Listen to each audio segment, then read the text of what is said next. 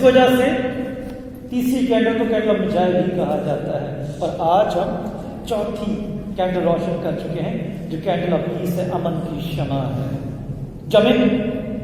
امن کا پیغام دیتی ہے۔ یاد رکھیے گا خدا کا بندہ عیسائی نبی 700-800 سال پہلے جب نبوت کرتا ہے تو وہ بھی امن کا پیغام دیتا ہے، کہتا ہے جو ہستی اس دنیا کے اندر قدم رکھنے والی ہے، آنکھ کھولنے والی ہے، جو ایمانویل اس دنیا کے اندر آنے والا ہے، اس کا دور امن اور سلامتی کا دور ہوگا۔ اس کے دور کے اندر کیا انسان ہے، کیا چرند ہے، کیا پرند ہے، کیا جانور، سارے اکٹھے رہیں گے۔ دوسرے لفظوں میں وہ نئے باغ عدن کے متعلق پیغام دیتا ہے کہ ایک نیا باغ عدن تعمیر ہو جائے گا اس کے اس دنیا کے اندر قدم رکھنے سے، بلکہ وہ کہتا ہے کہ وہ امن اور سلامتی کا رئیس کہلائے گا، امن اور سلامتی کا رئیس کہلائے گا۔ یہی پیغام اناجیل کے اندر دیا گیا۔ یسوع اپنے جی اٹھنے کے بعد ہمیشہ امن کا یا سلامتی کا پیغام دیتے ہیں اور کہتے ہیں تم پر سلامتی ہو، بار بار سلامتی کا پیغام دیتے ہیں۔ خدا کا ایک کاہن جب پاک ماس کا آغاز کرتا ہے اسی سلامتی کے ساتھ جب اینڈ بھی کرتا ہے، جب آخری برکت دیتا ہے تو اس کے بعد وہ سلامتی کے الفاظ استعمال کرتا ہے۔ اور آج کی پہلی تلاوت کے اندر خدا کا بندہ میکا نبی بھی یہی کہتا ہے کہ وہ سلامتی ہے، ہمارا مسیحا ہمیں سلامتی دینے کے لیے آ رہا ہے۔ ان تمام لوگوں کو، ان تمام خاندانوں کو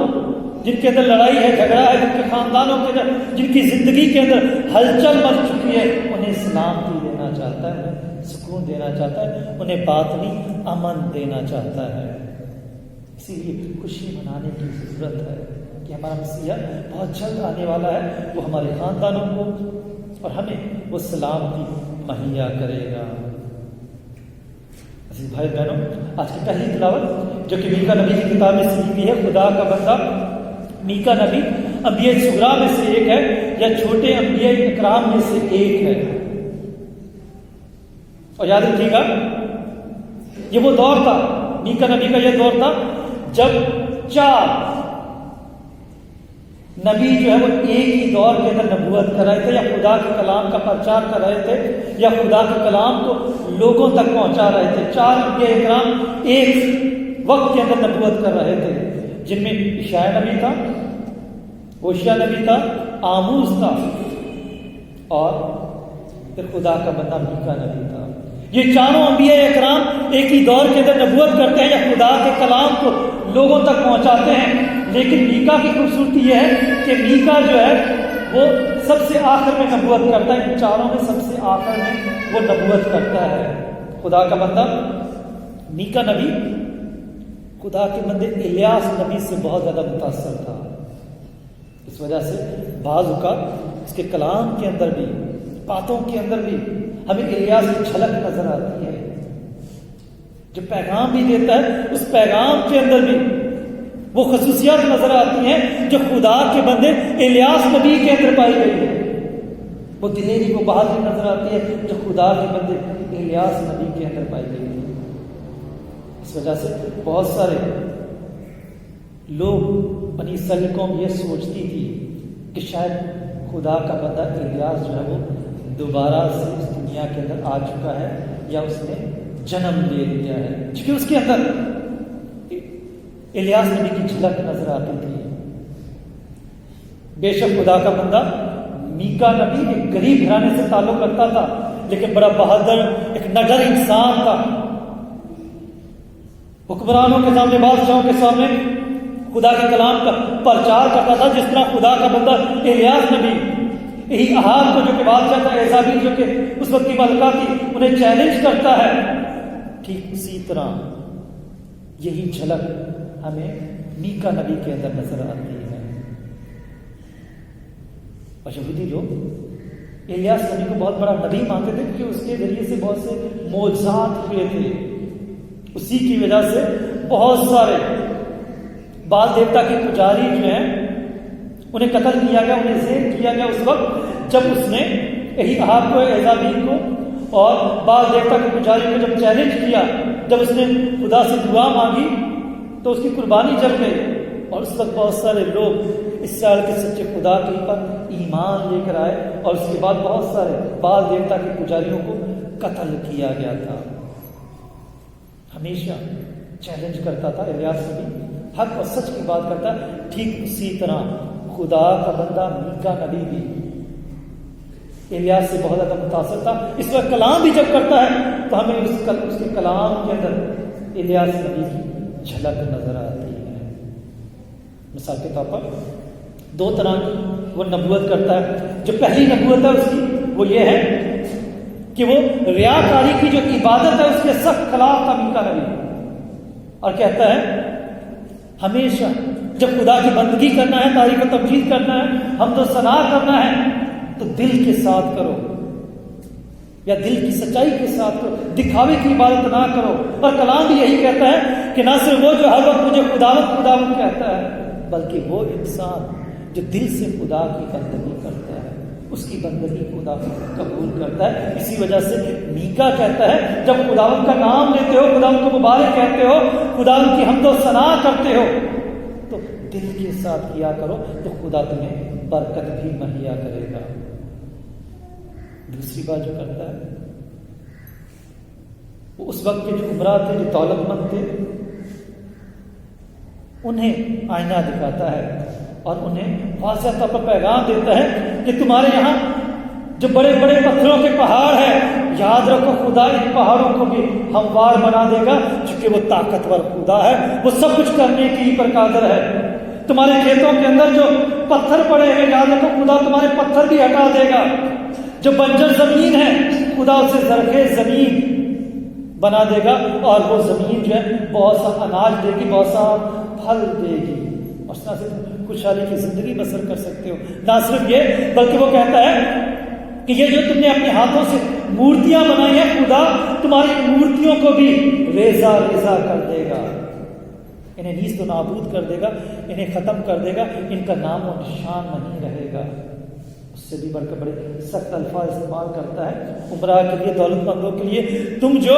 فحشا کی اجرت کے پر یاشی کرتے ہو، یاد رکھو خداوند خدا ان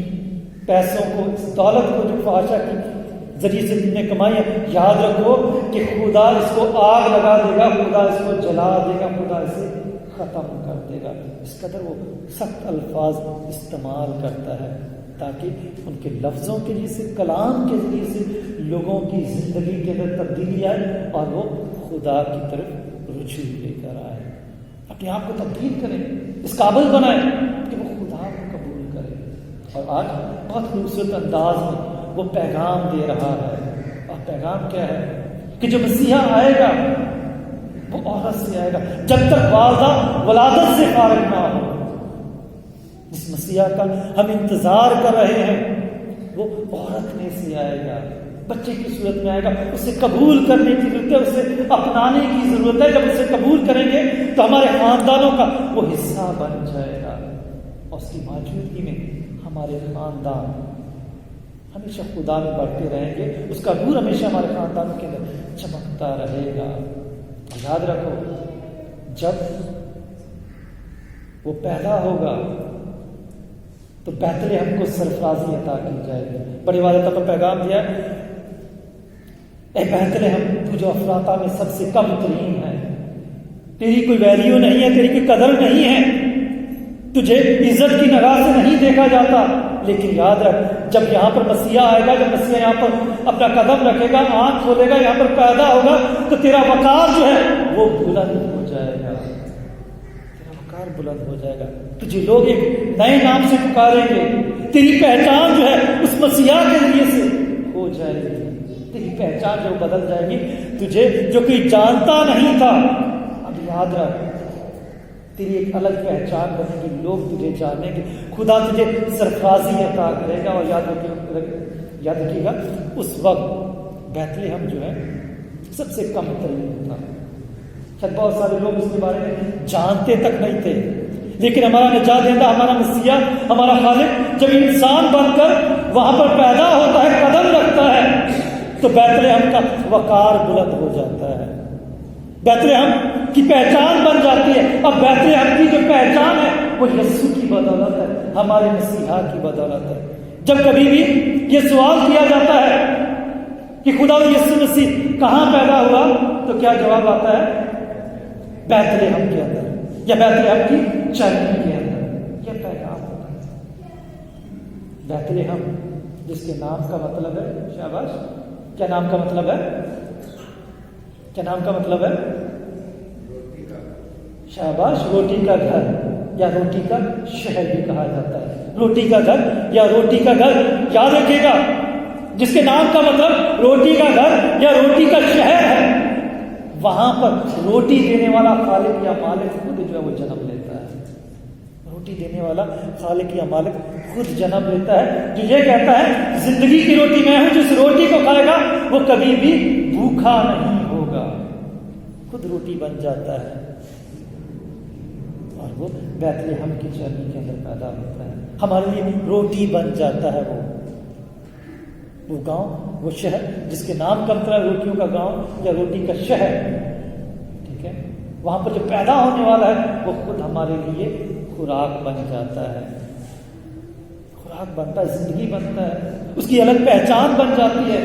کہ وہاں پر ہمارا نجات دینا، ہمارا خالق، ہمارا مالک پیدا ہوا، زندگی دینے والا پیدا ہوا، جس کا نعرہ یہ رہا ہے میں اس لیے آیا ہوں کہ وہ زندگی پائیں، بلکہ کثرت سے زندگی پائیں۔ وہاں پر وہ عظیم ہستی پیدا ہوئی جو دوسروں کو شفا دیتا ہے، جو مردوں کو زندہ کرتا ہے، جو لوگوں کے گناہ معاف کرتا ہے، وہ ہستی وہاں پر پیدا ہوئی، اور اس کے پیدا ہونے سے بیت لحم کو ایک الگ پہچان مل جاتی ہے، اور آج ہم اس بیت لحم کے گیت گاتے ہیں، ہم اس کے گن گاتے ہیں کہ وہاں پر ہمارا نجات دہندہ پیدا ہوا ہے۔ لیکن ضرورت اس بات کی ہے، وہ مسیحا جو بیت لحم کے اندر پیدا ہوا، جس طرح خدا نے بیت لحم کو سرفراز کیا، خدا ہمارے خاندانوں کو بھی سرفرازی عطا کرے گا اس وقت جب ہمارا خاندان امن اور سلامتی کا گہوارہ ہوگا، جب واقعی ہم اس مسیحا کی موجودگی اپنے خاندان کے اندر محسوس کریں گے، جب ہمارے خاندان کے اندر خدا کی بندگی ہوگی، جب ہم خاندان کے اوپر دعا کریں گے، تو یاد رکھو وہ مسیحا جو بیت لحم کے اندر پیدا ہوا ہے، اس مسیحا کا بسیرا ہمارے خاندان کے اندر ہوگا، اس کا خیمہ ہمارے خاندان کے اندر ہوگا، اور اس کے خیمہ لگانے سے، اس کی موجودگی سے ہمارا خاندان نور کی طرح منور ہو جائے گا، روشنی ہوگی، ہمارے خاندان کے اندر سلامتی ہوگی، پھر ہمارے خاندان بھی، یاد رکھیے گا آج کی دوسری تلاوت کی طرح خدا کی مرضی کو پورا کرنے کی کوشش کریں گے۔ بھائی بہنوں، آج کی انجیل مقدس بہت خوبصورت ہے، جہاں پر ماں مقدسہ مریم کی اور الیزابت کی ملاقات ہوتی ہے۔ ماں مقدسہ مریم کی اور الیزابت کی ملاقات، اس ملاقات کے اندر ایک بہت خوبصورت پیغام دینا ہے۔ اب پیغام کیا ہے کہ ماں مقدسہ مریم جیسے ہی فرشتے کا پیغام سنتی ہے اور پیغام سن کر لبیک کہتی ہے، اور یہ کہتی ہے کہ میرے لیے تیرے قول کے موافق ہو، اس سے پہلے فرشتہ اسے یہ پیغام دے چکا تھا کہ دیکھ تیری رشتہ دار الیزابت جو بانجھ کہلاتی تھی، اس کا بھی چھٹا مہینہ ہے۔ ایک پیغام نہیں، دو پیغام، دو خوشخبریاں دی گئی ہیں۔ اپنی کزن الیزابت کے متعلق بھی خوشخبری دی گئی ہے، اور یسوع کے متعلق یا نجات دہندہ کے متعلق بھی خوشخبری دی گئی ہے کہ تیرے بدن کے اندر جو پیدا ہونے والا ہے وہ روح قدس ہے، اور ایک عظیم ہستی ہے وہ۔ یہ دو طرح کے پیغام دیے گئے تھے۔ اس دو طرح کے پیغام کو سننے کے بعد وہ کیا کرتی ہے؟ اس پیغام کو سن کر قبول کرتی ہے۔ قبول کرنے کے بعد وہ کوہستان کے اندر الیزابت کے پاس جاتی ہے، سفر کر کے الیزابت کے پاس جاتی ہے، کیونکہ وہ جان چکی تھی کہ اس کا چھٹا مہینہ ہے، اس سے مدد کی ضرورت ہے۔ ایک احساس ہے اس کے اندر، احساس کا پیغام دیتی ہے۔ اور یقیناً خواتین جو ہے جب اس ایج میں ہیں تو یاد رکھیے گا وہ ایک دوسرے کا احساس بہت ہے۔ ٹھیک اسی طرح ماں مقدسہ مریم بھی اپنی کزن کا احساس کرتی ہے کہ اسے میری ضرورت ہے، مجھے اس کی مدد کرنے کی ضرورت ہے، اس کو زیادہ کام نہیں کرا۔ اس وجہ سے وہ وہاں سے جاتی ہے اپنی کزن کی مدد کرنے کے لیے۔ یاد رکھیے گا احساس کا پیغام دیا گیا ہے، خوشی کا پیغام ہے، اور وہاں پر جا کے جیسے سلام کرتی ہے تو الیزبات جس کا 6واں مہینہ ہے، اس کے بطن کے اندر یوحنا اسباغی 6 ماہ کا ہے، اور وہ خوشی سے اچھل پڑا۔ خوشی سے اچھل پڑنا یہ اس بات کی علامت ہے کہ جو سامنے عظیم ہستی ہے، ماں مقدسہ مریم ہے، وہ اسے قبول کر رہا ہے، اس کے بطن کے اندر جو یسوع پرورش پا رہا ہے وہ اسے قبول کر رہا ہے، خوشی کا اظہار کرتا ہے خدا کا بندہ یوحنا اسباغی۔ اور بے ساختہ ہو کر الیزبات کے منہ سے یہ الفاظ نکلتے ہیں، یہ کیسے ہوا کہ میرے خداوند کی ماں میرے پاس ہے۔ خدا کا روح مدد کر رہا ہے، روح قدس سے بھر گئی ہے، یہ الفاظ خدا کا روح سے بیان کروا رہا ہے۔ یہ کیسے ہوا کہ میرے خداوند کی ماں میرے پاس آئی؟ یاد رکھے گا خدا کا بندہ داؤد بادشاہ جب خدا کے عہد کے صندوق کو لے کر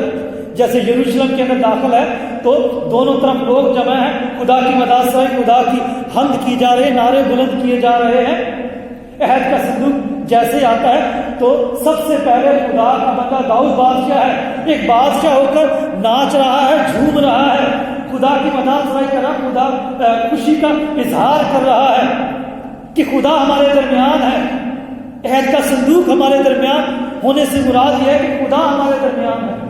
خدا نے ہمارے تمام خطاؤں کو، گناہوں کو، غلطیوں کو معاف کر دیا ہے اور خدا ہمارے درمیان آ چکا ہے۔ یہ پیغام ہے، اور اس وجہ سے وہ خوشی کے مارے ناچ رہا ہے، جھوم رہا ہے۔ لوگ طرح طرح کی باتیں کریں کہ بادشاہ ہو کر ناچ رہا ہے، لیکن یہ خوشی جو وہ باطنی خوشی ہے، یہ روحانی خوشی ہے جس کے ذریعے سے وہ ناچ کر اظہار کر رہا ہے اپنی خوشی کا۔ اور یاد رکھیے گا یہاں پر یوحنا اسباغی 6 ماہ کا ہے، ماں کے بطن کے اندر جب نجات دہندہ کی ماں کو دیکھتا ہے، جب محسوس کرتا ہے کہ نجات دہندہ میرے سامنے ہے، اس کی ماں میرے سامنے ہے، تو اپنی ماں کے بطن کے اندر وہ ناچ کر خوشی کا اظہار کر رہا ہے، ناچ کر خوشی کا اظہار کر رہا ہے، بطن کے اندر بھی پہچان لیتا ہے۔ ہم تو پھر بھی آنکھیں رکھتے ہیں، دیکھتے ہیں، ہم آنکھیں رکھتے ہیں، ہم دیکھتے ہیں، ہم چھوتے ہیں اسے، ہم اپنی زندگی کا حصہ بناتے ہیں، پھر تو ہر وقت اس کا ہی نام رکھنا چاہیے، ہے کہ نہیں؟ ہر وقت اسی کا ورد کرنا چاہیے، اس کی گن گانی چاہیے، کیونکہ ہم نے تو اسے دیکھا ہے، ہم نے تو اپنے ہاتھوں سے اسے چھوا ہے، اسی لیے اسے قبول کرنے کی ضرورت ہے، اسے دعوت دینے کی ضرورت ہے۔ جس طرح یوحنا قبول کرتا ہے، جس طرح الیزبات قبول کرتی ہے، ماں مقدسہ مریم قبول کرتی ہے، حضرت یوسف قبول کرتا ہے، ٹھیک اسی طرح اس مسیحا کو ہمیں قبول کرنے کی ضرورت ہے اپنے گھرانے کے اندر، تاکہ اس کی موجودگی میں ہمارے خاندان ہمیشہ اس کے نور سے منور رہے۔ میری دعا ہے خدا برکت دے، آپ کو فضل دے،